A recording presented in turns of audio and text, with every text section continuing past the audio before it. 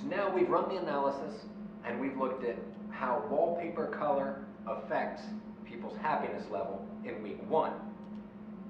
This wasn't quite significant at that 0.05 level, but we can see a sizable and noticeable decrease here for the second wallpaper color, red. So people are not as happy that first week when they're in a room with red wallpaper as opposed to white or teal. So we can check, does that hold up the second week as well? So we'll run another ANOVA here. Wall color is the fixed factor or the independent variable. And then our dependent variable is happiness in week 2 this time.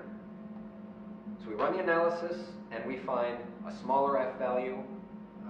This p-value of 0.257 is clearly not significant. So you don't have to run any additional tests, but of course that option is there if you want to.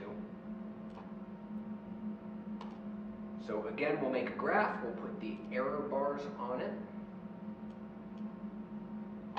And you can see it's not quite as pronounced of a decrease in that second condition. It's still lower. People still are not big fans of that wallpaper color, that red, but it's not as big of a difference as it was above. However, this is a good exercise in noting what's the scale here on the y-axis for this one? It goes from 15 to 40. Down here, it goes from 20 to 40.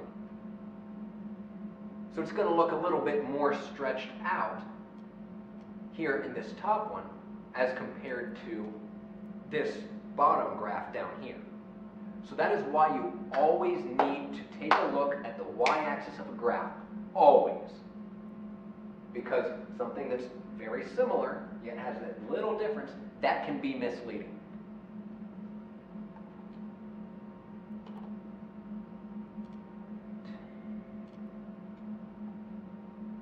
So again, we can get eta squared as an estimate of effect size for the ANOVA, and we can display the descriptive stats here to get a little bit extra insight into what's going on. So you can see the mean is lower here, 27 versus 29.7 and 32 for the other wall colors.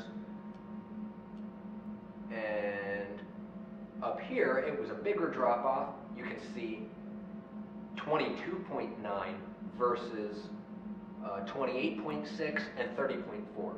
So whatever that wall color 1 is, people consistently have the highest happiness levels when they're in that room compared to when they're in a different room. So there you go, that demonstrates the ANOVA in JASP.